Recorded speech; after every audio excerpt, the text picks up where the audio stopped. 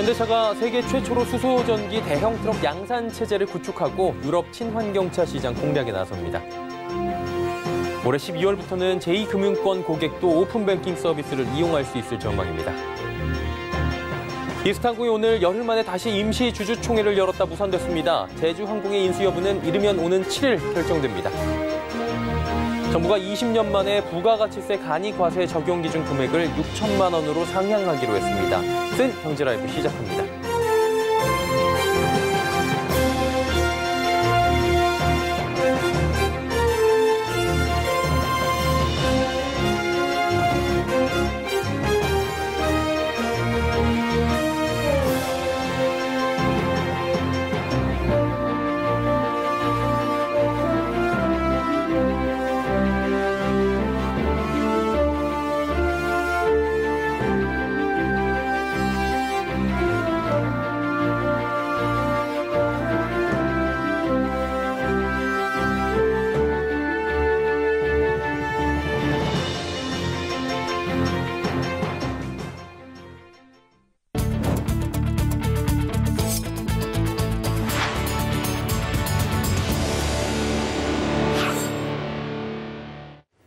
시청자 여러분 안녕하십니까? 센 경제라이브 서정덕입니다.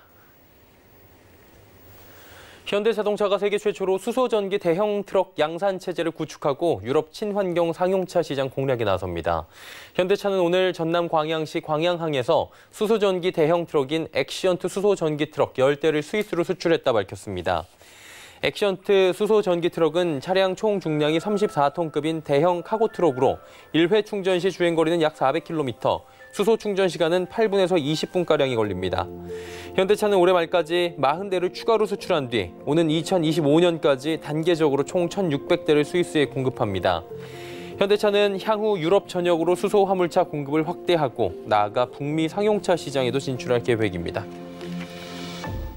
올해 12월부터는 농협과 저축은행 등 제2금융권 고객도 오픈뱅킹 서비스를 이용할 수 있을 전망입니다. 금융위는 금융결제원과 함께 오는 12월 준비가 끝난 제2금융권부터 순차적으로 오픈뱅킹을 도입하는 방안을 추진할 계획입니다. 참여 대상은 농협과 신협, 수협, 산림조합중앙회, 우정사업본부, 또 상호저축은행, 새마을금고 등 7개 서민금융기관과 24개의 증권사이고 카드사의 오픈뱅킹 참가를 위한 협의도 추진될 것으로 보입니다. 지난해 12월 본격적으로 가동된 오픈뱅킹에는 은행과 핀테크 기업만 참여한 가운데 6월 기준 중복자 제외한 가입자는 2,032만 명으로 국내 경제활동 인구의 총 72%에 달합니다. 정부가 펀드로 매입한 국내 주식에 기본공제를 해주지 않는 금융세제 개편안 규정에 대해 보완 방안 검토에 나섭니다. 최근 발표한 금융세제 개편안의 직접 주식 투자 수익에 대해선 2천만 원의 기본공제를 설정하면서 펀드로 산 국내 주식에 대해선 기본공제 없이 처음 수익부터 과세하는 불평등 문제를 수정할 수 있는지 살펴보는 겁니다. 매월 징수하기로 한 금융투자소득 정산 기한은 분기나 반기, 연간 등으로 더 늘리는 방안도 고려해보기로 했습니다. 이스탄공이 위기에 처했습니다. 제주항공과의 인수합병 협상 마무리가 초읽기에 들어갔는데 편법 승계와 체불임금 등 잡음이 끊이질 않고 있는 겁니다. 정세미 기자가 전해드립니다. 이스탄공이 오늘 서울 강서구 본사에서 임시 주주총회를 다시 열었습니다. 지난달 26일 이후 열흘 만입니다. 하지만 제주항공이 신규 이사와 감사 후보 명단을 제공하지 않아 주총은 이번에도 무산됐습니다. 이스타항공은 오는 15일까지 체불임금 등 1,000억 원에 달하는 부채를 해소해야 합니다. 이를 해결하지 못하면 제주항공과 추진하던 계약이 파기될 가능성이 높아집니다. 이에 대해 최종구 대표는 제주항공과의 계약 마무리에 힘쓰겠다는 짧은 입장만을 밝혔습니다. 마지막까지 제주항공과 인수가 잘 되도록 최선의 노력을 다하겠습니다. 노조는 오늘부터 제주항공의 모기업인 애경그룹 앞에서 무기한 농성에 돌입합니다. 제주항공이 이스타의 전면 운항 중단 지시를 내린 만큼 일정 책임이 있다는 겁니다. 김현미 국토부 장관이 최영석 애경그룹 부회장과 이상직 의원을 차례로 만났지만 큰 성과는 없는 것으로 알려졌습니다.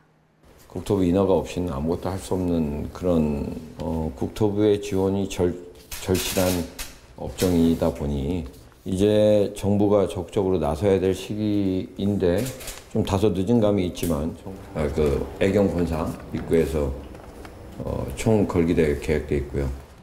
한편 제주항공이 어떤 식으로든 이번 주 내에 인수 여부를 결정한다는 입장을 밝히며 긴장감은 고조되고 있습니다. 서울경제TV 정샘입니다. 정부가 20년째 동일하게 유지되어 온 부가가치세 간이과세 적용 기준 금액을 상향해 간이과세 대상을 지금보다 더 늘리는 방안을 추진합니다. 간이과세 사업자로 구분되면 일반 과세 적용과 비교해 세금 납부 부담이 줄어들게 됩니다. 기획재정부에 따르면 정부는 이달 말 발표 예정인 올해 세법 개정안에 부가세 간이과세 제도 개편안을 포함키로 했습니다. 현재는 개인 사업자 가운데 연간 매출액이 4,800만 원 미만인 사업자를 간이과세자로 분류하고 있는데 연 매출액 기준을 6천만 원으로 상향하는 방안이 가장 유력한 선택지로 검토됩니다.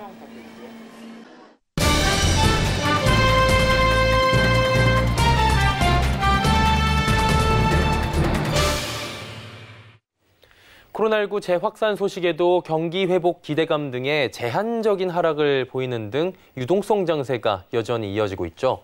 오늘도 호실적이 예상되는 삼성전자와 카카오 등 대형주의 선전에 장중 2190선까지 회복하는 모습을 보였습니다. 내일이면 삼성전자 실적 발표가 있습니다. 이제 본격적인 2분기 실적 시즌에 도래하게 되는데 이는 우리 증시에 어떤 영향을 줄까요? 주간 증시 전망 샘플러스의 박원재 위원과 함께합니다. 어서 오세요. 네, 안녕하세요. 박원재입니다. 반갑습니다. 코로나19가 확진세가 대단한데도 증시는 아랑곳하지 않는 모습들이 있어요. 특히나 미국 시장이 강하고요. 우리 시장도 미국 증시를 연일 따라가는 모습이 역력한데 그러다 보니 한켠에서는 미국 시장만 바라볼 수밖에 없다라는 이야기가 나오거든요. 이런 미국 시장과의 커플링 현상 좀 지속될 거라고 보십니까? 아무래도 전체적인 유동성장이 계속 끌고 가는 시장이다. 그렇게 보시면 될 것 같고요. 심리적으로는 팬데믹, 코로나19가 전혀 확산기가 멈추지 않기 때문에 굉장히 부담을 줌에도 불구하고 오늘 사실 중국 시장의 폭등이 나타나는 바는 지금 유동성장이 나타나는 것을 대표적으로 나타냈다. 이렇게 보면 될 것 같습니다. 오늘 중국 시장이 5%대 이상 급등을 나타낸 거는 사실 달리 설명하기 어려울 만큼 지금 시장이 여러 가지 우려에도 불구하고 계속 유동성으로 갈 수 있는 장이다. 이런 걸 보여주고 있기 때문에 아마 투자자분들이 굉장히 당황스러울 수밖에 없는 게 상당히 심리적으로나 지표적으로 우려가 많음에도 불구하고 계속 올라가는 장이기 때문에 아마 투자자들이 방향 잡는데 쉽지는 않을 것 같습니다. 그럼에도 불구하고 현재 유동성장을 외면할 수 없을 만큼 강한 추세를 보여주면서 끌고 가기 때문에 따라갈 수밖에 없지 않는가 그렇게 생각하고 있습니다. 이번 분기도 마찬가지로 삼성전자가 내일 실적 발표를 시작을 하고요. 2분기 어닝 시즌에 도래하게 됩니다. 일단 기저효과 그리고 생각보다 선방할 것이다라는 얘기들이 나오고 있는데 이후에는 이제 차별화도 있고 잘 나와도 문제, 안 나와도 문제라는 비관적인 얘기도 조금씩 나오고 있는 것 같아요. 삼성전자도 그렇고 실적 시즌은 어떻게 보는 게 좋겠습니까? 생각보다 실적이 상향되는 형식으로 지금 나오고 있습니다. 아마 내일 발표되는 삼성전자도 당초에는 한 6조 초반 이렇게 추정했던 게 최근 나오는 어닝 컨센서스를 보면 7조 이상 추정하는 증권사들이 많이 나오고 있어요. 그만큼 우리가 생각한 추정치가 좀 잘못된 거 아니냐 이런 이제 컨센서스를 좀 수정하려는 분위기도 나오고요. LG전자도 상당히 좋은 방향 쪽으로 나오고 있고 음식료나 인터넷, 언택트 쪽 섹터들은 전체적으로 좀 상향되는 모습이 나와서 아마 올 한 해 전체적으로는 역성장을 지금 예상하고 있었는데 이 추정치 자체가 좀 잘못된 게 아니냐. 이런 우려를 지금 유동성이 좀 덮어가고 있어서 아마 실적에 대한 우려는 좀 지나봐야 알겠다. 내일 3전이 아마 7조 이상 나오면 실적에 대한 우려는 상당 부분 덮어가지 않을까 그렇게 생각이 됩니다. 역시나 삼성전자의 실적을 좀 주목을 해야 된다라고 말씀을 해주셨고요. 이제 전략 좀 여쭤볼 텐데 SK바이오팜이 오늘도 상한가에 진입을 했습니다. 지금 어마어마한 주가 상승이고요. 이에 따라서 증시 활기는 돌고 있는데 가는 종목만 간다. 이른바 어떤 종목만 일정하게 가는 모습이 계속 이어지고 있어요. 순환매보다는 차별화가 여전히 이번 주도 계속된다고 보시는 겁니까? 그렇죠. 지금 장은 기본적으로 미국도 마찬가지고요. 전체적으로 갈 수 있는 시장은 아닙니다. 왜 그러냐면 풍부한 유동성이 보여지듯이 지금 이제 조그만 이벤트만 나오면 시세는 폭발을 하죠. 시장 내에 잠재적인 유동성이 워낙 많다는 걸 보여주고 있고요. SK바이오팜의 오늘 거래량에서도 나타냈듯이 이제는 몇 조 단위가 그냥 움직일 수 있는 엄청난 유동성이 뒷받침되는 시장이다. 그런데 실적을 보면은 전체적으로는 역성장하는 컨센서스 속에서 언택트 쪽이나 지금 시장의 주도주로 자리 잡고 있는 바이오시밀러나 인터넷, 네이버, 카카오, 2차 전지 관련주, 또 이제 게임주 이런 쪽으로는 컨센서스가 상향이 일어나다 보니까 이 풍부한 유동성이 갈 수 있는 섹터가 제한적이라는 거죠. 그래서 지금 그 대표적인 게 지금 SK바이오팜에서 나타나듯이 이제는 지수를 따라가야 되기 때문에 SK바이오팜은 코스피 200에 편입이 될 게 확 실시되고 있고요. SK바이오팜을 편입 못하면 트래킹 에러가 나기 때문에 밸류에이션에 관계없이 지금 수급이 들어와서 밀어올리는 장. 아마 그렇다면 하반기에 또 픽히트나 카카오 게임즈 등의 대여가 대기 중인데 아마 하반기까지 이렇게 풍부한 유동성의 혜택은 계속 받을 거고 시장이 차별화된 성장을 나타내는 섹터 쪽으로 자금 몰림은 아마 이번 주 포함해서 하반기까지는 계속 이어지는 흐름일 것이다. 이렇게 보고 전략을 세우는 게 좋을 것 같습니다. 예, 시장 전략까지 함께 들어봤습니다. 샘플러스의 박원재 전문위원과 함께했습니다. 고맙습니다.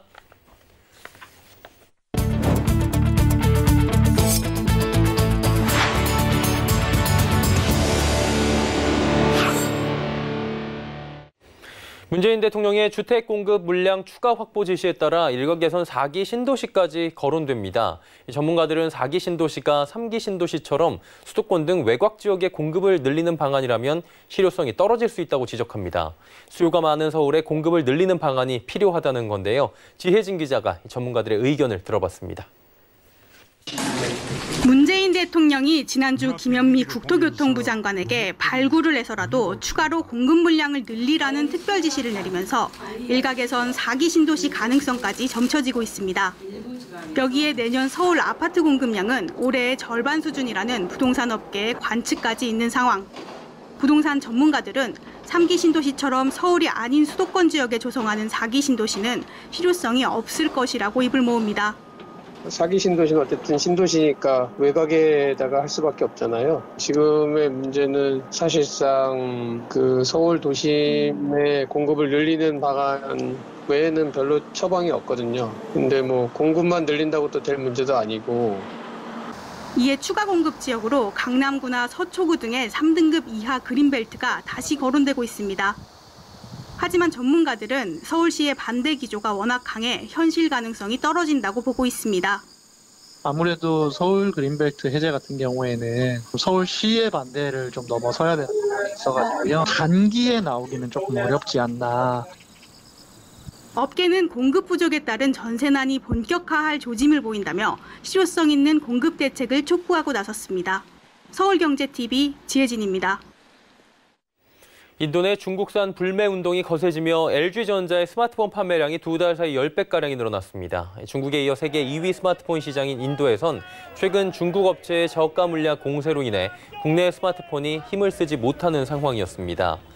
카운터포인트 리서치에 따르면 1분기 인도 스마트폰 시장에선 샤오미가 30%로 1위, 비보, 삼성전자, 리얼미, 오포 등의 순으로 삼성전자를 제외한 중국 4개 업체 점유율만 합쳐도 70%가 넘는 상황이었습니다. LG전자는 작년부터 W 시리즈 등 특화 상품을 만들어 인도 시장 공략에 힘써왔고 하반기엔 저가폰부터 프리미엄폰까지 6개 스마트폰을 내놓을 예정입니다. 인도 소비자들의 반중 정서가 격화되며 현재 3위까지 내려간 삼성전자도 반사 이익을 볼 가능성이 있다는 관측도 나옵니다. 여야와 ICT 협단체가 손을 잡고 코로나19 사태 이후 디지털 경제 시대를 준비하기 위한 디지털 경제 혁신 연구 포럼을 출범시켰습니다. 네이버와 카카오, 직방 등 IT 기업도 참석했다고 하는데요. 윤다혜 기자가 전해드립니다. 오늘 디지털 경제를 연구하는 의원 연구단체 국회 디지털 경제 혁신 연구 포럼이 출범했습니다. 이번 포럼은 인공지능, 게임 등 인터넷 기반의 디지털 경제 활성화, 스타트업 육성, 규제 완화 등을 목적으로 설립됐습니다.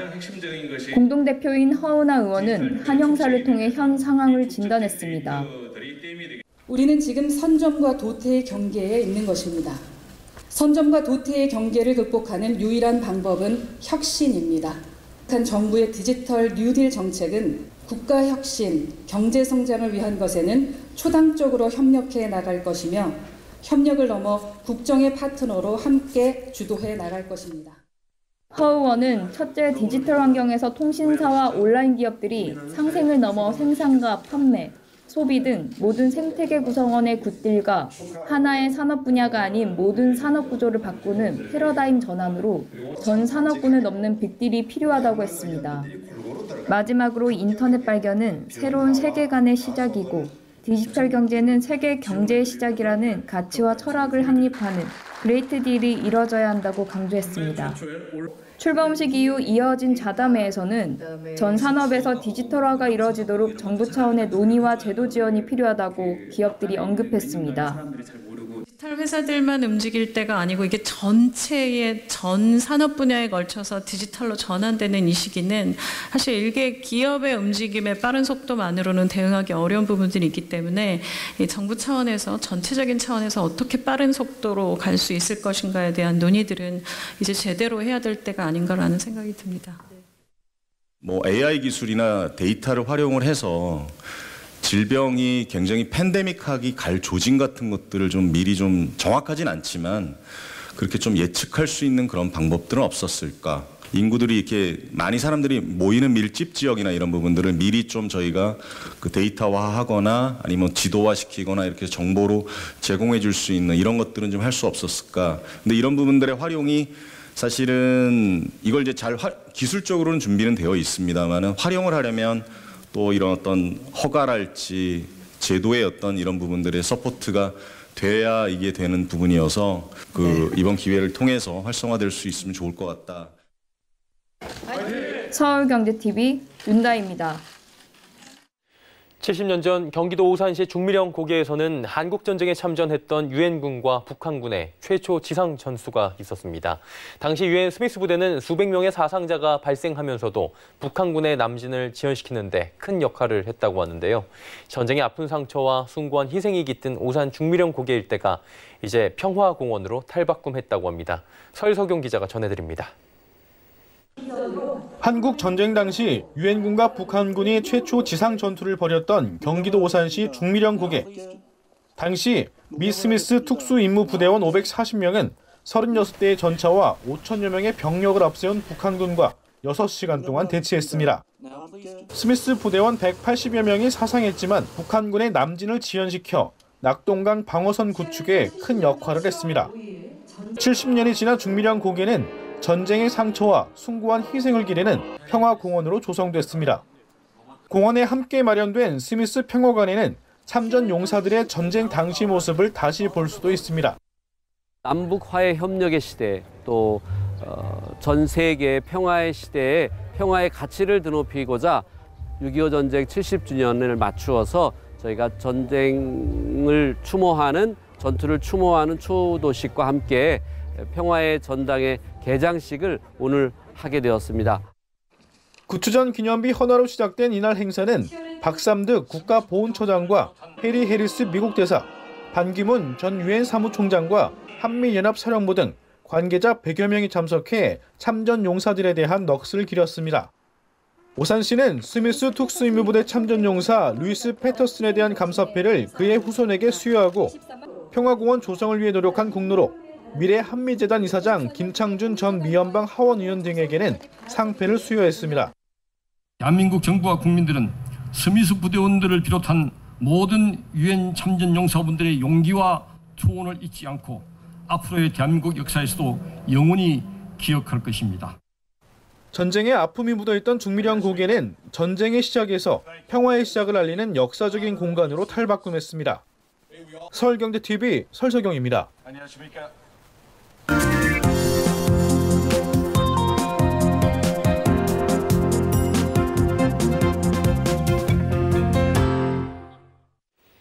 라이프스타일 아웃도어 전문기업 더 네이처홀딩스는 오늘 기자간담회를 열고 공모자금을 활용해 해외 진출을 확대하겠다고 말했습니다. 2004년 설립된 더 네이처홀딩스는 지난 2013년부터 글로벌 브랜드 내셔널 지오그래픽과 라이센스 계약을 맺고 의류 및 캠핑용품을 생산, 또 유통해온 기업입니다. 회사는 또 성장을 위해 내셔널 지오그래픽의 패밀리 브랜드와 신규 브랜드 NFL을 론칭하고 유럽과 중국, 인도 등 해외 진출을 추진 중입니다. 박영준 대표는 코로나19 속에서도 올 1분기 목표치를 넘는 매출액을 달성했다며 올 하반기와 내년까지는 해외 진출을 더욱 확대할 계획이라고 말했습니다. 이번 공모를 통해 마련된 자금은 해외 진출을 위한 조인트 벤처 설립과 물류창고 구축, 신사옥 이전 등에 사용될 예정입니다. 오는 24일 코스닥 상장을 앞둔 더 네이처홀딩스는 오는 15일부터 16일 양일간 청약을 진행할 예정이고 대표 주관사는 한국투자증권입니다.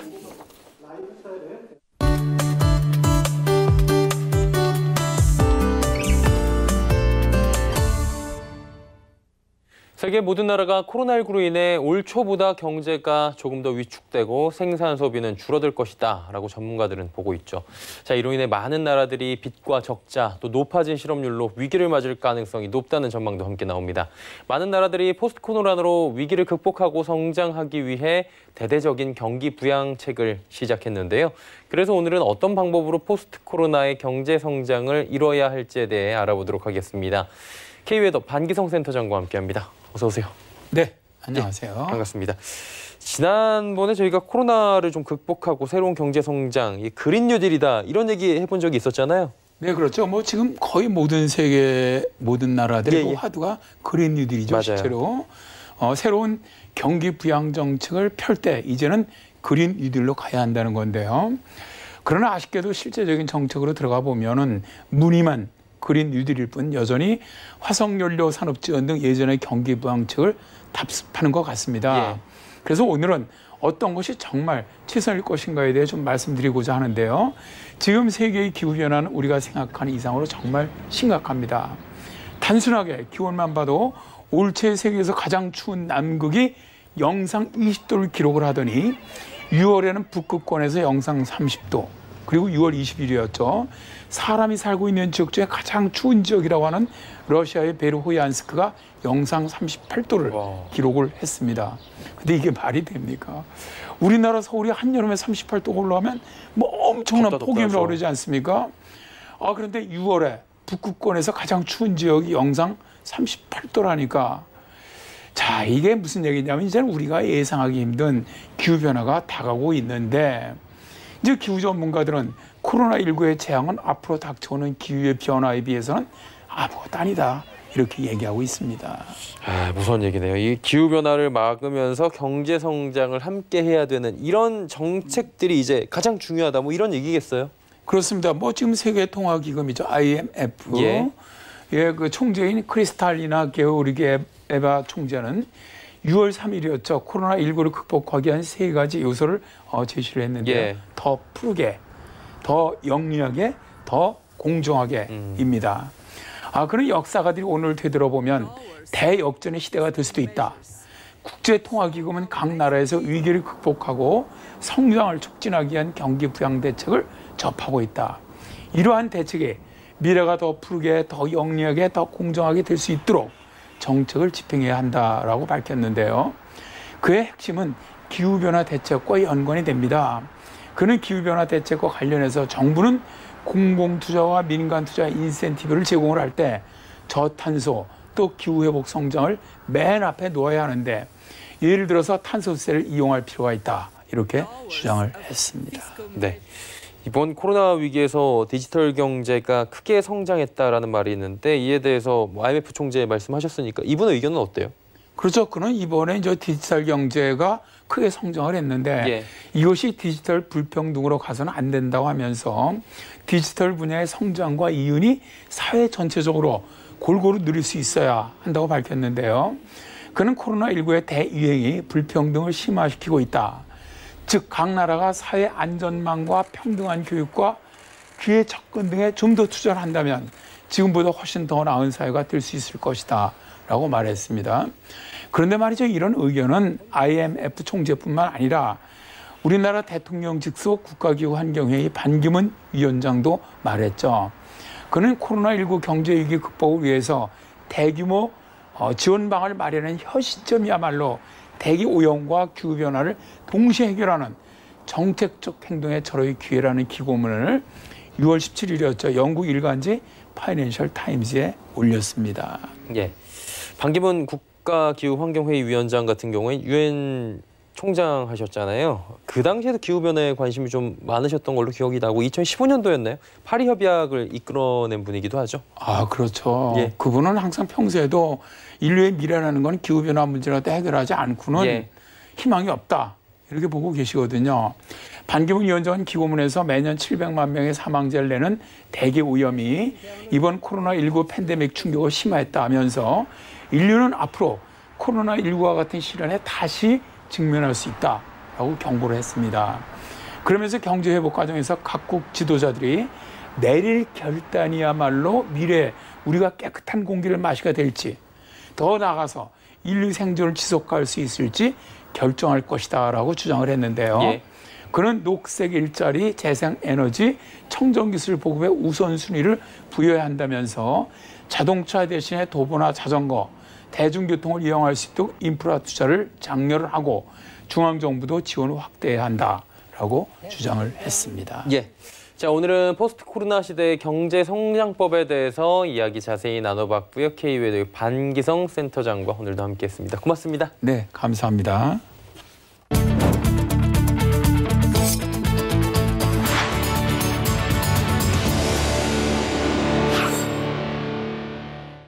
센 경제 라이브 저희가 준비한 소식은 여기까지입니다. 편안한 저녁 시간 보내시길 바랍니다. 고맙습니다.